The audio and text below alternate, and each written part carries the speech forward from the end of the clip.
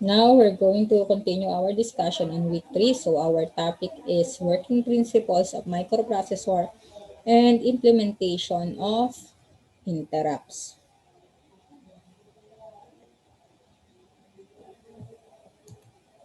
Okay, so the course overview, the objectives of this topic is at the end of the lesson, the learner will be able to 1. Define microprocessor. 2. Describe the working principles of microprocessor. 3. Define interrupts. So let's have a recap of the historical perspective of our technology. So these were discussed, I think, on the first week of our discussion, our first week topic. So we have first generation from 1945 to 1955, which is the vacuum tubes and the punch cards. Second generation from 1955 to 1965, we have the transistors. On third generation from 1965 to 1980, we have the IC or the integrated circuit. And then for the fourth generation, 1980, we have the PCs and workstation. So from the first generation, 1945 to 1955, so the programming was done in a machine language. When you say machine language, it was done through binary. When you say binary, it means zeros and one. Okay? And under the first generation, there is no operating system and the programming and maintenance is done by one group of people. Okay? So, under the first generation also, the first electronic computer on 1946 is the ENIAC. So, ENIAC as shown on the screen, which contains the 18,000 vacuum tubes, weighs 300 tons and 170 kilowatts. Okay? So, under second generation from 1955 to 1965, this is the transistor base, okay, which is fairly reliable and gives clear distinction of the tasks, okay? So clear distinction between designers, manufacturers, users, programmers, and support personnel. So since this at this period, so the technology is quite expensive. Can be only afforded by the government, universities, or large companies, which cost millions of dollars. Okay? So still on second generation, so the first program that was written on paper is the Fortran. Okay, for the Fortran and then punch into cards. Okay, so when you say Fortran, what does it mean? Formula translator. So cards were then delivered to the user and mostly used for scientific and technical calculation. So it is used for solving differential equations. So next we have the third generation from 1965 to 1980. Okay, so for 1965 to 1980, we have the IC-based operation or the integrated circuit-based operation. So the IBM, the company IBM develops compatible systems, trades off in performance, memory, okay, or I/O, etc. So greater megahertz, okay. Next, we have the fourth generation from 1980 to 1990. We have the LSI-based PCs, which is significantly cheaper, user-friendly software. So the two dominant OS by this time, we have the MS-DOS, okay, the IBM PC 8088, 80286, 80386, and 80486. And the Unix, okay, we have the MS-DOS, we have the Unix. Unix contains the RISC workstation. So by the way, we're going to discuss the RISC later on. And then from the fifth generation, which is 1990 and up to present, which is now, we have the PC networks, we have the NOS or the network operating system. So each machine runs its own operating system. Okay, so each computer, let's say computer, they have their own operating system with different versions, of course. And then users don't care where their programs are being executed. So this is our generation. So now let's try to define again what is a microprocessor. So again, a microprocessor is an IC that incorporates core functions of a computer central processing unit or CPU. So it is a programmable multi-purpose silicon chip, clock-driven, register-based, accepts binary data as input, and provides output after processing it as per the instructions is stored in the memory.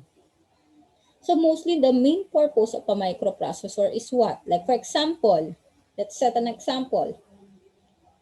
Um, in your computer, okay, you created or you write a program.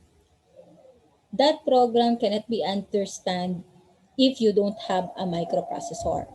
The microprocessor will execute your program. They will be the one who will process your codes. Okay.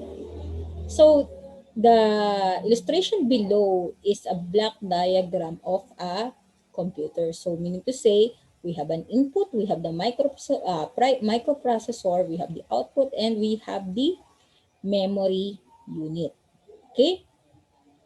So from the input device, let's say the user um, inputs from the keyboard, okay, and then the microprocessor will process the user's input through its ALU, control unit, and register array. The memory unit will check the user's input and will give instruction. And the instruction will be what? Processed by the microprocessor and will produce an output. Okay? So what are the advantages of a microprocessor? Low cost, high speed, small size, versatile, low power consumption, less heat generation, reliable, and portable. Okay? So what are the common terms used in a microprocessor? So these are the common terms. We have the bus, we have the instruction set, we have the word length, we have the cache memory, we also have the clock speed. So there are different classification of microprocessors also based on the word length, RISC, or the reduced instruction set computer. Also the CISC, or the complex instruction set computer.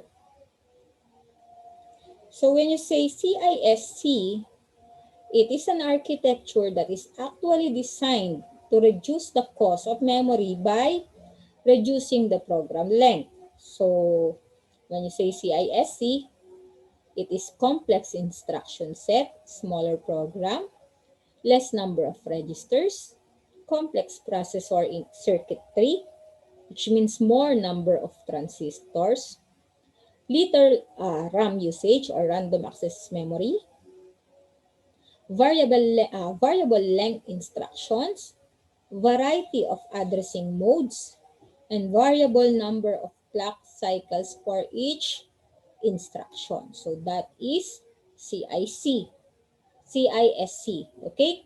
So what are the special purpose of a processor? So of course, the processors are designed to handle some specific functions. So first, we have the DSP, or the digital signal processors. We have the co-processors, so processors used along with main processor. We have the input-output processors, and we have the transputer, or what we know the transistor computer. It is a microprocessor with its own local memory. So these are the examples of microprocessor. I think we discussed this last week about the history of Intel microprocessors. So these are some or the few samples. So first, we have the Intel 4004 or the first microprocessor. We also have the Intel 8085. We have the Intel 8086.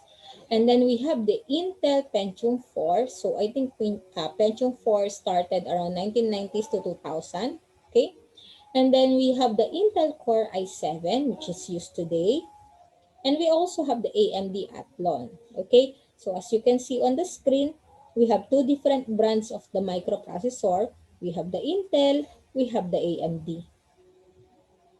So these are the microprocessor technologies. Okay, we have the VLSI technology, or also what we know as the very large scale integrated technology. We have the computer architecture, we have the compiler technology. So the illustration here shows the year of introduction of the microprocessor and the number of transistor per chip. So we're talking about the transistors per microprocessor. Okay? The green 4 color here, okay, this one. So 4004, that is the Intel 4004.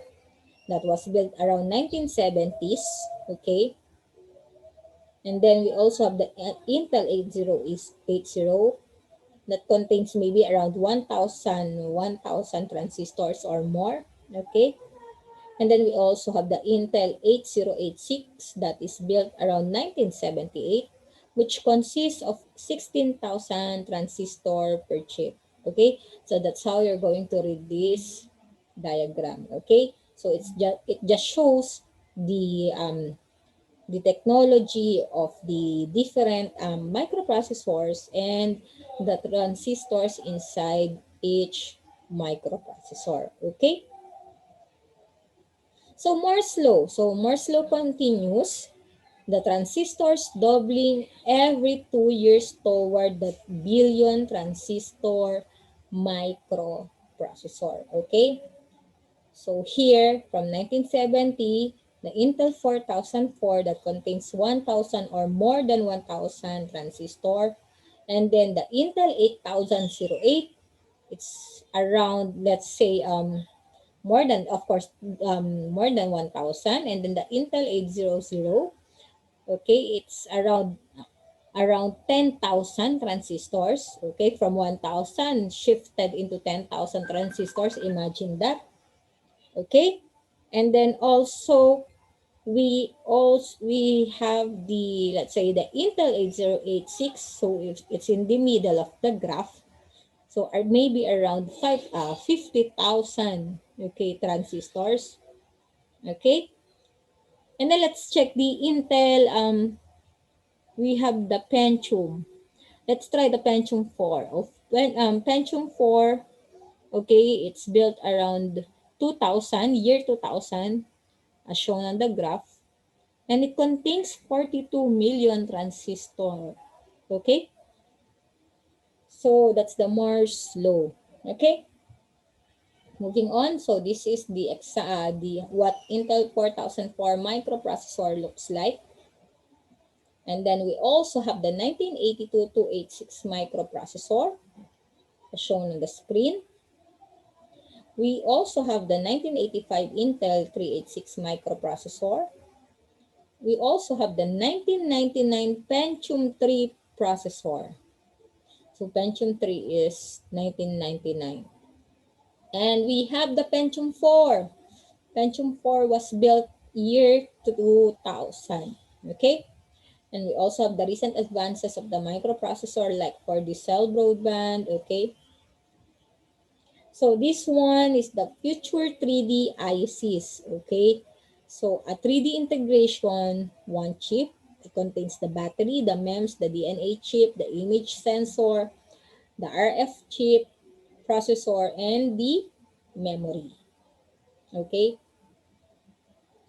So let's go back to the computer architecture. So again, the computer architecture contains the input-output, the microprocessor itself and the memory. So again, the user will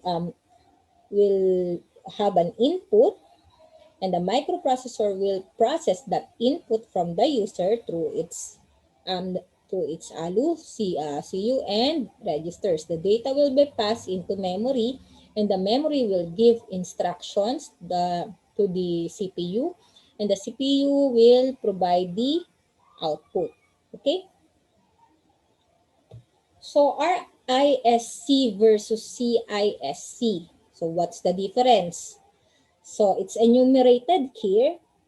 The CISC, or the complex instruction set computer, which has a large instruction set, complex operation, complex addressing modes, complex hardware or long execution time, minimum number of instructions needed for a given task, and an easy to program or simpler compiler.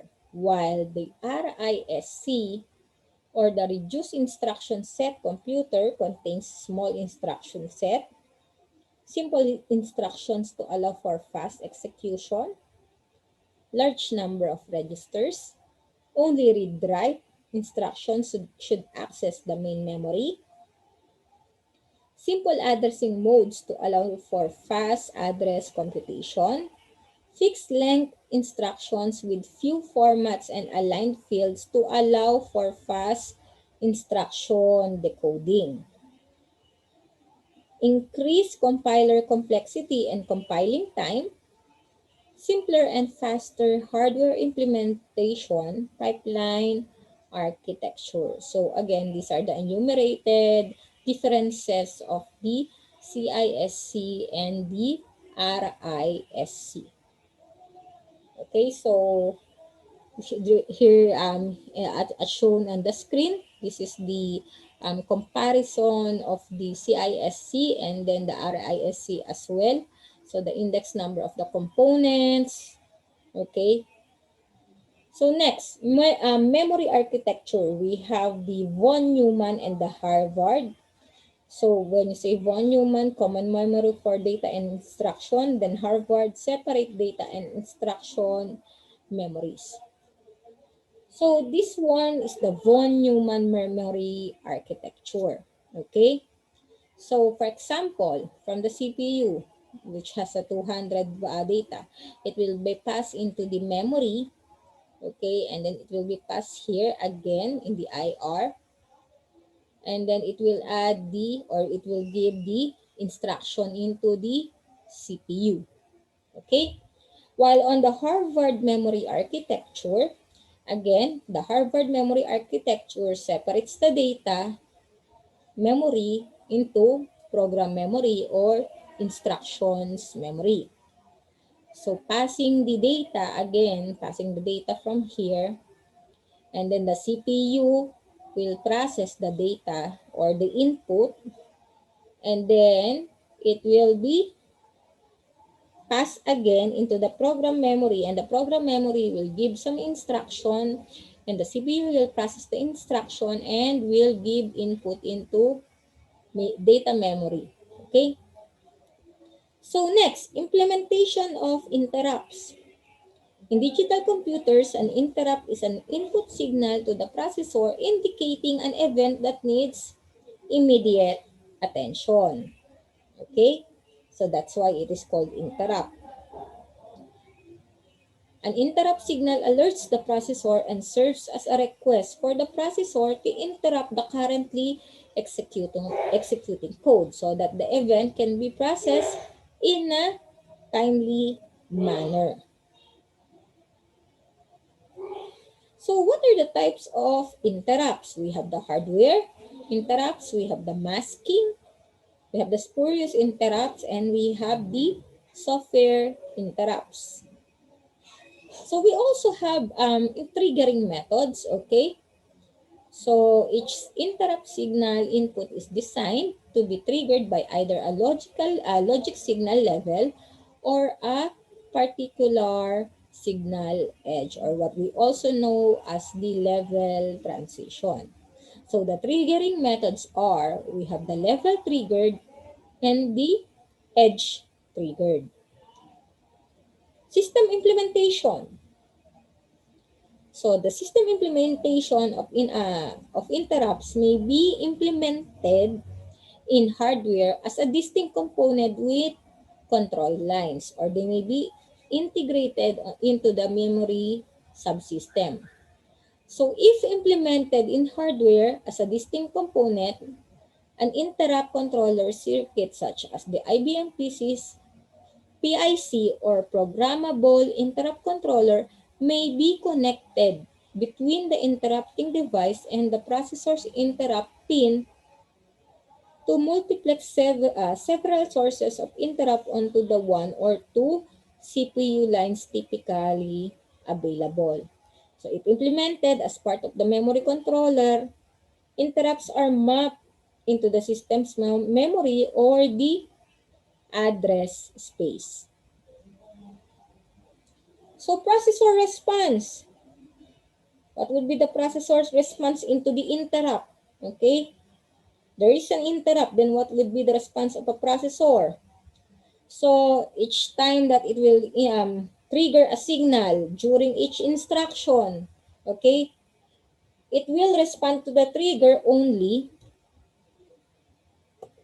if the signal is asserted when sampling occurs. So regardless of the triggering method, the processor will begin interrupt processing at the next instruction boundary following a detected trigger.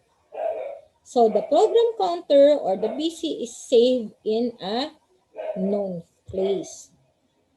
So all instructions before the one pointed to by the PC have fully executed. Okay? So no instructions beyond the one pointed to by the PC has been executed, or any such instructions are undone before handling the interrupt. So the execution state of the instruction pointed by the PC is known. So this is the end of the topic for week 3.